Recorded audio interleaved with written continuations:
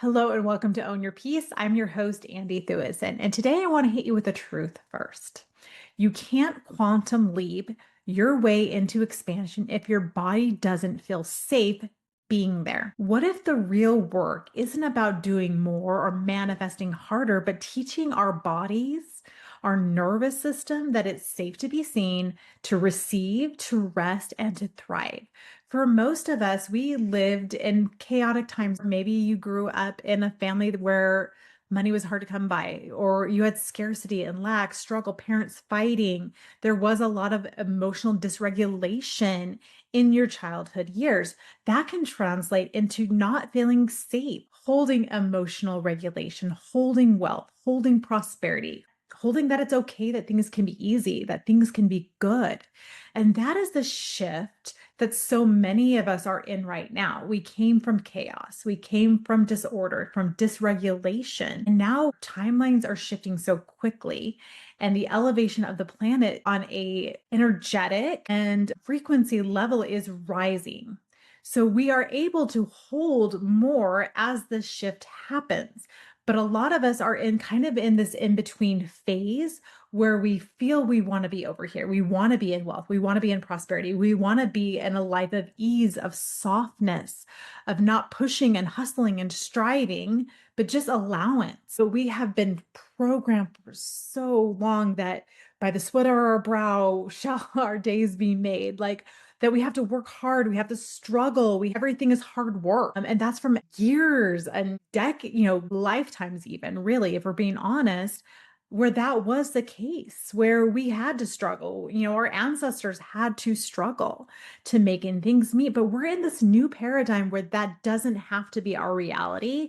And our bodies might be freaking out a little bit, okay? And that's what we're going to discuss is how do we, as we step into where our souls are calling us to go next, whether that be visibility, growth in our business, or even just emotional regulation and emotional healing, holding that it's okay, that things can be easy, that things can be soft. We don't have to have these rough edges anymore to sharpen the diamond. I don't know how many times I heard that pressure makes diamonds, that we need hard to create. And that might have been the case, but things are shifting so quickly. And we're moving on to these newer timelines with higher frequencies of higher vibration, where that old story, sad sack story of struggle and having to really work hard for things is dissipating almost like sand in our hands. But we have to allow our bodies to get the new message. The work now is regulating our nervous system to be in a space where it's okay to rest. It's okay to have things be soft. It's okay to receive things easily, that we don't have to hustle. We can let go of this hustle culture. We can let go of this striving and working and pushing and let that give way to this beautiful energy of receptivity and receiving and allowance. Some of the richest people I know don't work that hard.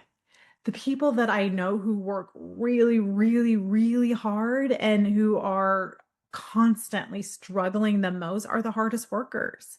And the ones who just seem to have it all put together, maybe they put in some time I'm sure they put in a lot of time at the beginning of their businesses to get to where they are now, but now they're playing golf. They're on private jets. They have this life of really this fluidity of receptivity. So yeah, obviously, I'm not going to say work's not involved. You can't sit on your couch and do nothing. That's not what I'm saying. But let's work smarter, not harder. Let's create systems of receiving so that this new level we're stepping into is soft.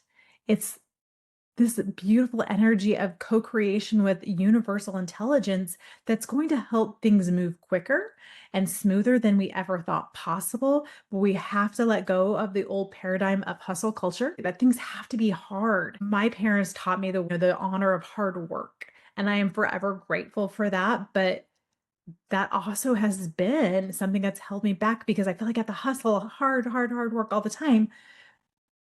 But we can do the same thing, but have it be softer, to have more ease and grace and flow in the way we move through the world. So let's break this down to the nervous system of the soul. What does that mean? Let's define it. It's the energetic bridge between spirit and body where intuition meets regulation. The body is the channel for expansion. The soul can only express as much as the body can hold. So, again, it's that regulation and opening ourselves up to being able to receive more. If you've ever read the wonderful book Upper Limits by Gay Hendricks, there it is. I knew I was going to screw that up. It's really a great look at how that can show up as limitation in our lives. As a nervous system issue, even, it's not a mindset flaw. Your nervous system keeps you safe, even if that means keeping you small. And a lot of times I've explained this in past episodes of hitting our edges.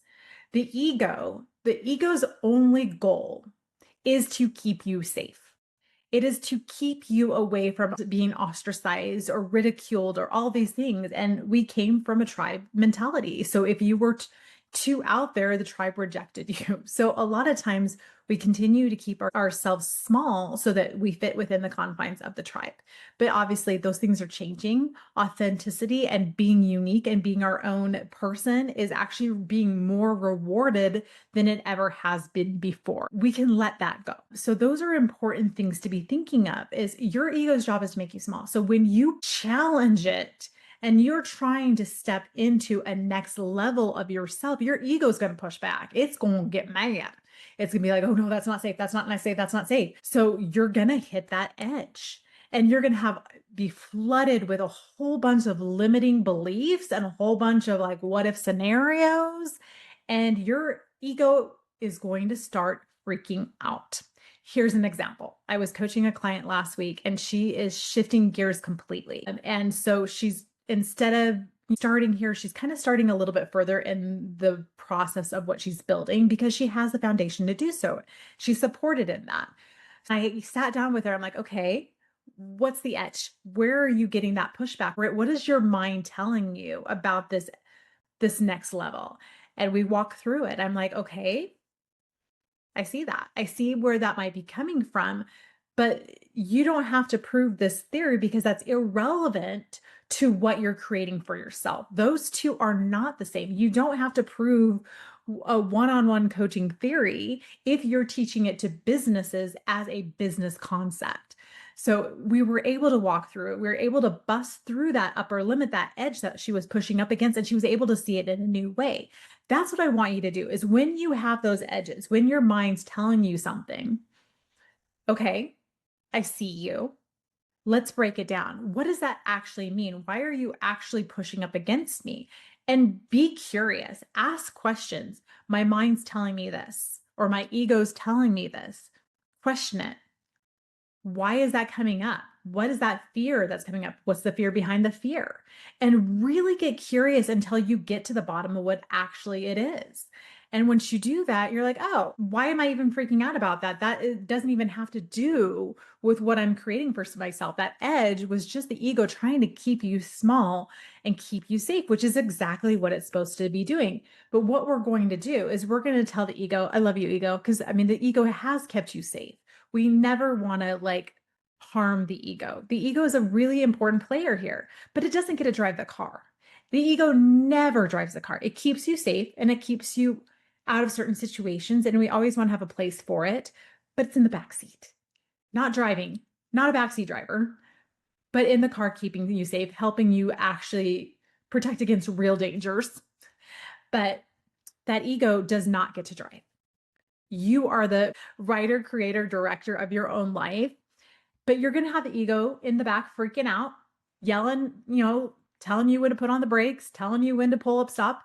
And you ignore the backseat driver because you're in charge. Ego's going to be yelling at you from the backseat, telling you need to swerve, telling you need to put on the brakes, but we're not going to listen because we're stepping into something different. And if we're stepping into something different, we have to do things in a way that we have never done it before. Okay. Signs your nervous system isn't on board. So if you're listening to this, you're like, I don't actually know where I'm at. Where am I falling in this conversation? Is my nervous system on board or is it am I doing okay? So here are some red flags that your system is not on board. So if you answer yes to any of these are things that you're going to want to look at. If you have that ego maybe talking a little bit louder than you think it is. You're feeling drained after success or visibility bursts. Like maybe you have a post go viral and all of a sudden you're like freaking out about it or it's scary to you. That could be a red flag. You self sabotage or overthinking right before doing something big. Anytime you're ready to break through a next level, self sabotage is going to be right there for you. It's going to be having you overthink things like, oh, I can't hit publish. I can't do like no, I need to go back and rewrite this. I need to redo this again. Self-sabotage is real. And we do it in really unconscious ways. And then actually our ego is pretty dang smart because it's going to self-sabotage us in ways that feel smart and feel like we're doing things that are correct for us. So self sabotage could be just like being busy in your business or ignoring what actually needs to be done and doing things that are just like, not really have anything to do with our success. So pay attention to where you're hitting those edges and where how that self sabotage is coming up. Awareness is key. We're not judging here. We're just starting to be aware of how we self sabotage because that self sabotage is that ego in the backseat yelling you to put the brakes on. That's all it is. And we're going to be like, stop being a backseat driver. I'm in control. We're going to do this. So keep that in mind. Another red flag here is emotional highs and crashes after manifesting something you desire. So let's say you manifested exactly what you were asking for, and all of a sudden you're like, oh, I manifested that. And all of a sudden you're crashing or you're second guessing it or you're saying that it was just luck or, oh, that just happened. It kind of go through this roller coaster after we getting what we want because we've just proven our ego wrong. And the ego hates to be proved wrong. Remember, they're the backseat driver who knows all the answers. So they're going to be proved wrong when we manifest something that we desire. So they're going to start to do what it does best. It's going to, start to self-sabotage. It's going to start to unravel what we have said for ourselves. So keep that in mind. Another, red flag here is chronic burnout and avoidance patterns. So again, kind of going back to that self-sabotage of you know what you need to do. Your guides have told you what you need to do. You got the inkling as to what you need to do. And all of a sudden you're sabotaging. You're pulling away. You got the intuitive hit that you need to sign up for coaching. But then you rethink it and you start second guessing yourself.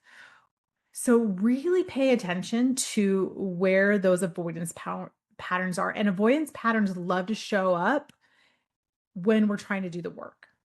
So let's say you are wanting to get healthy, you're trying to work out more.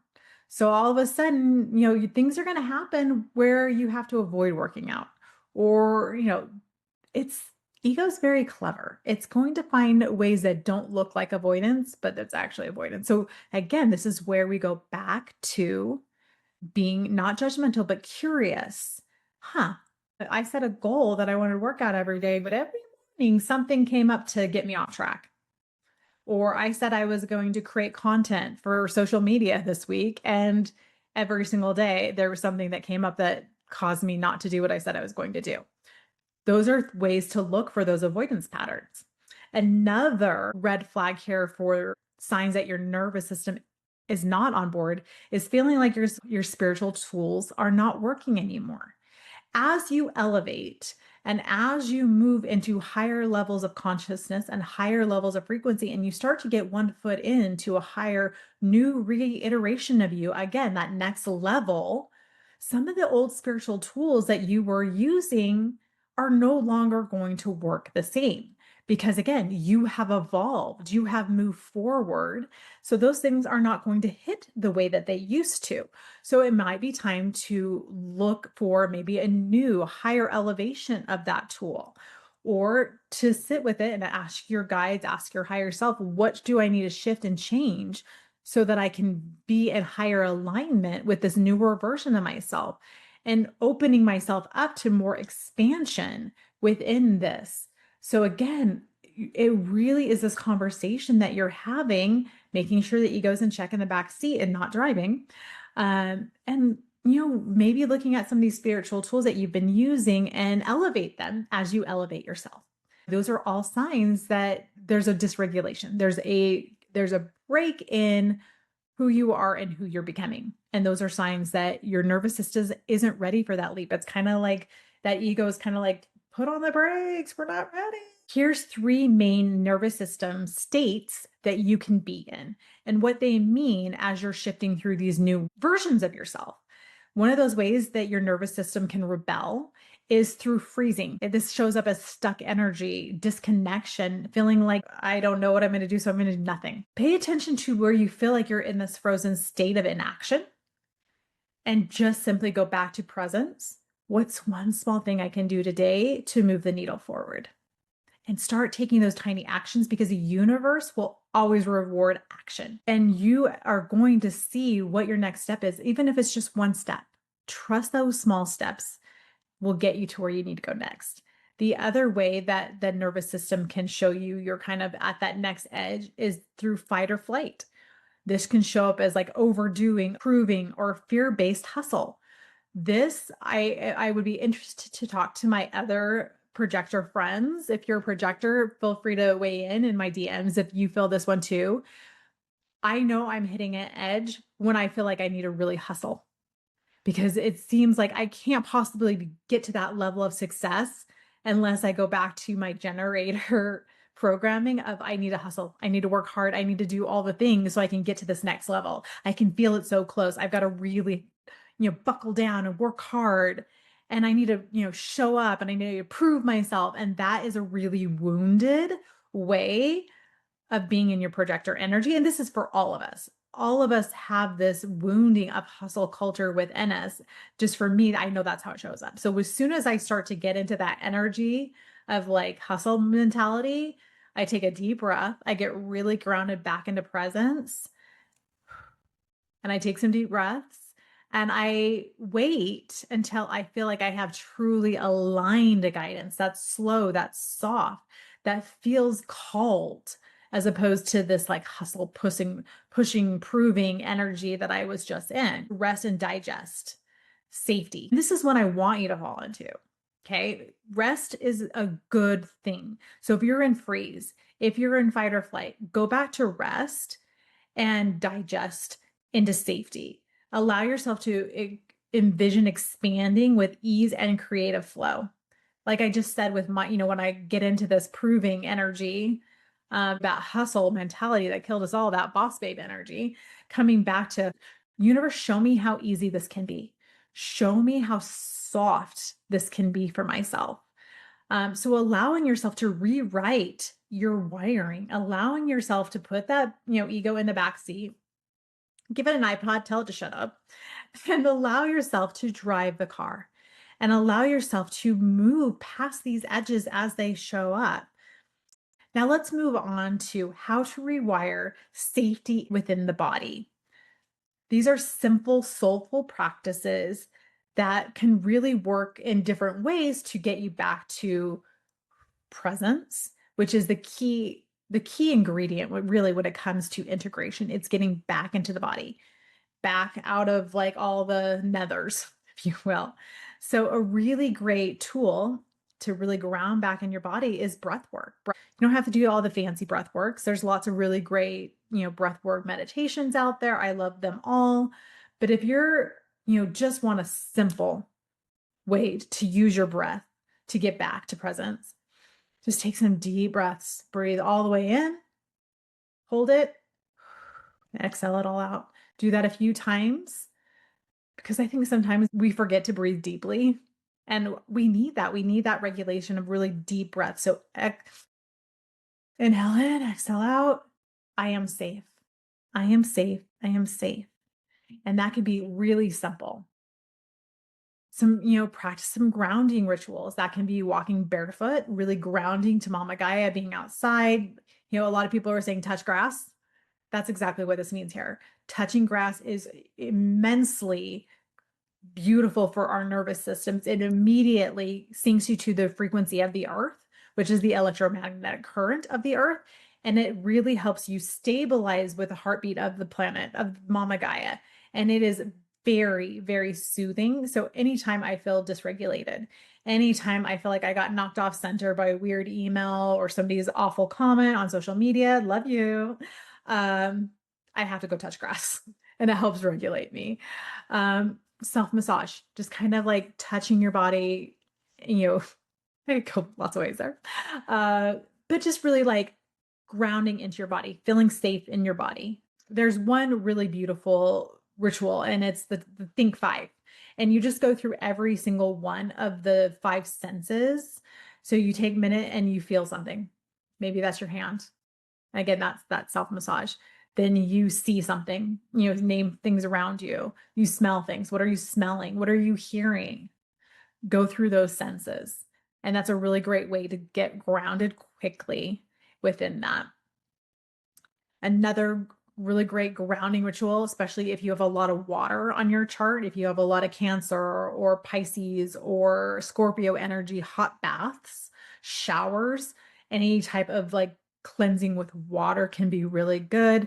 And again, I'm always going to go back to breathing exercise, breathing into your body, just really like breathing into your body and like feeling throughout your body, allowing yourself to connect to your body. So powerful. Again, because a lot of times we like to be up in our higher chakras and kind of be out of our bodies. And so, breath, hot baths, that massaging your hand or massaging your leg, just touching your body, um, walking on that grass helps us come back to our body. So we're feeling really grounded within it. You regulate through rhythm as well, going to bed at the same time, waking up at the same time, the times you eat your meals, having some type of rhythm to the way you move through your days, routines that calm your body. A really great thing to look at is your sixth house. Whatever sign rules your sixth house, you're going to have that energy to your days, and it's going to really help regulate you as well. For example, as a Sagittarius rising, Taurus rules my sixth house. So for me, having really slow, luxurious time, moving a little bit slower, having a soft, cozy blanket are really regulating to me. So that's another really great tool to look at as well. When it comes to your mind space, normalize expansion anxiety. This is huge. A lot of times, especially if you are trying to break past an edge into a next level of yourself, anxiety is going to be right there. That ego is freaking out in the back seat. Anxiety is going to feel very real. Anytime I've broken through an edge, anytime I've made a decision that's going to push me in a new direction, I almost tangibly feel the anxiety of like moving into this next level. I almost feel this, your life's not going to be the same after this. And it could be scary almost. But there's also this soothing calmness to it as well. But just know that if you're hitting anxiety, it's not fear. It's almost like your body's like getting ready to expand to this next level. So anxiety is going to be a part of that. It means growth is happening. So it's okay if you feel anxious. It's not a time to be fearful. It's a time to go back to those body regulation tools I just gave you and ground back into being like, okay, it's safe to expand. I am safe. I am safe. I trust, I surrender, I trust. Those are really great things that you can do to like kind of move beyond the anxiety, touching grass, like I said, really ground back in. When we're expanding in that mind space, gentle self-talk as your system resets. This is another really great tool that you have here. Of course, I feel unsafe. This is new, not wrong. Again, we're being soft. We're being gentle as we push into these new edges. Journaling prompt here. Where is my nervous system protecting me from my next level? How are these things showing up? Is it through the self-sabotage? Is it through anxiety? Is it through just being scared to death? Journal about it. Always, when you're journaling, allow yourself to free write. Do not edit when you're journaling. Allow it to flow because you'll be amazed by what just comes through when you're stop controlling and you just let it ride. Okay. Now let's talk about energy and really syncing our energy in with these new edges and pushing past these edges. So when it comes to your human design strategy, that's where you can slow down in your decision-making process. Slowing down to, if you're a generator, a manifesting generator, could you slow down your response and really make sure it's an aligned response. Is it that full body? Yes. Are you seeing it clearly as your next step? If you're a projector, is it feeling like an aligned invitation? Sometimes, as projectors, I myself included, I just get excited because I got an invitation and I don't take the time to slow down and really feel into, is it an aligned decision? Just because I got invited doesn't mean I need to say yes. So again, slowing down. And as a manifester, if you're feeling the urge, is it really a grounded urge, or is it just kind of like this need push for an urge? So really sitting with things a little bit longer in this space of whether that be responding, whether that be waiting for an invitation, whether that, receiving that urge. And for my dear reflectors, you know, you have plenty of time. You are here to take 28 days. Allow yourself to take 28 days as you follow your moon cycles. Work with moon phases, picking back on the reflector way of moving. Allow yourself, the moon literally changes in 28 days. Working with those moon phases is great for allowing yourself to pace your expansion, allowing the full moons to release what's not serving you, allowing the new moons to set intentions for the next 28 days. And above else, if I really could boil down this whole conversation into one really concept, and we learned this through the moon, it's to slow down and allow things to flow at their own rhythm, at their own rate, at their own level of unfolding. We have been conditioned as humans to move quickly, to race, to hustle. The first to the top wins. But when we slow down and we go inward, when we connect with our team, our guides, our angels, our cosmic family, our healed and healthy ancestors, we can move with more intention and with more flow and in our own way. We'll get there faster because we're not going to hit resistance. We're not going to hit burnout. We're moving in this delicious slowness that feels so much better for our nervous systems once we move past these edges of restriction that our bodies know. They only know fight or flight. They only know scarcity. They only know fear. Once we can get past this and we can give them the gift of slowness, of softness, oh, your body's going to love it. It's going to feel so much safer and everything's going to start shifting for you because you moved your body from this really rigid fight or flight that's so programmed into this newer state of softness, of slowness, of ease, of grace, of flow, which is truly where we're designed to live, which is going to feel so much better overall once we make the switch. Another beautiful way to work energetically here is to visualize light expanding through the body, receiving it and linking it with safety and gratitude, connecting to, source energy, connecting to Mama Gaia and allowing that energy to envelop you with love, with safety, with feeling really held above and below. That is such a beautiful way to work with energy. And you will feel really grounded when you do that. I can link a meditation. I will walk you through that. It's just one I have on YouTube that you can do. And that is a really beautiful grounding practice where you can practice connecting to those energies and being held within those energies. Okay, so when it comes to spiritual integration, it's bridging that nervous system with our soul's curriculum. Your soul came here to expand, but expansion happens through safety, not shock.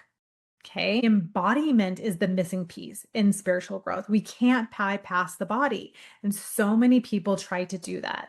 They try to be all spiritual and in that fifth dimension, and they totally forget about we are 3D beings in a 3D existence. So we really truly need to bring that spiritual level to our 3D body and embody it within that. So we cannot bypass that. We have to learn how to integrate our soul's expansion, our soul's knowledge, our soul's wisdom with our human body and allowing these to both hold space within our vessel. That is the work that we are all moving towards, and why I felt like this conversation needed to be had, especially as we move through that really intense eclipse season where a lot of us were cracked wide open. And we are stepping into this new energy of expansion within the soul. A lot of us are hitting anxiety. We are hitting all these little edges that are pushing us out of our comfort zone and are egos are freaking out, telling us to hit the brakes, telling us to slow the ship down. And we don't have space for that. We have to really embody this energy and allowance to hold more. Okay, that's where we're heading. Can your body learn to hold ease? Can it learn to hold peace? Can it learn to hold joy as the norm, not the exception? So many of us have lived with life being hard and heavy and rough and scary and all these things. But the shift truly happens when we allow our soul to be more in the driver's seat, letting that ego hang out in the back where it's not controlling anymore. And we allow ourselves to have these things, to let them be normal, to allow ourselves to be in a space where life is easy, where life feels free, where life feels expansive and it's not scary. But you're going to hit these edges, and it always comes back to slowing it down, not putting on the brakes out of fear, but intentional slowdown where we get curious, we get graceful, and we have this allowance of yes, and yes, I can be freaking out and I can be full of anxiety and fear because I'm hitting a major edge. And I'm going to take some deep breaths. I'm going to ground. I'm going to go touch grass. And I'm going to allow both of these to coexist at the same time, knowing full well that this is the way. I have to feel the anxiety. I have to feel the fear. And I have to ground into slowness, into richness, into ease, so that I can open myself up to receive that. But I can't do that if I don't first feel the fear, first feel the freaking outness of my ego. And I hold space for it. And I am graceful with it. I am acknowledging of it. I don't bypass it. I allow it and be like, okay, you can be scared. You can be fearful. You can be doing all these self-sabotaging behaviors. I'm aware of you. But we both know we have some stuff to do in this lifetime. So I'm going to put you in the back seat. I'm going to give you this iPad to play with, and Mama's going to take over the car here. And I am going to ground into full awareness that you exist, and we are going to go to new places. And I trust and I surrender and I allow myself to hold more peace, more space, more joy, more softness than I've ever allowed before, because that is what is required of me if I'm going to move to new levels of consciousness while I'm here on this earth. So you're going to have to learn how to navigate both, because that's where we're going, friends. It's really exciting.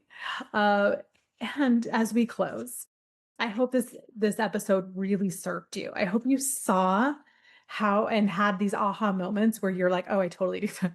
I freaked out. Yes, that's totally happening. I feel like I've got my foot in both these worlds. And it's learning how to be like, yes, you can have a foot in freak out and a foot in full belief that you're stepping into more. Regulation is not resistance, it's readiness. I call you to have more self-compassion and to celebrate how much you've already stretched already. I'm going to leave you with this open invitation. What would it look like if your body and your soul felt safe expanding together? That's the real of this whole conversation. I hope this served you. If you need help on your journey and regulating, I'm here. We can do some sessions together. That's the work that I do. And I can help you work past these edges as they come up and you're stepping into your next level, most lit up life. Much love, and I'll see you next week.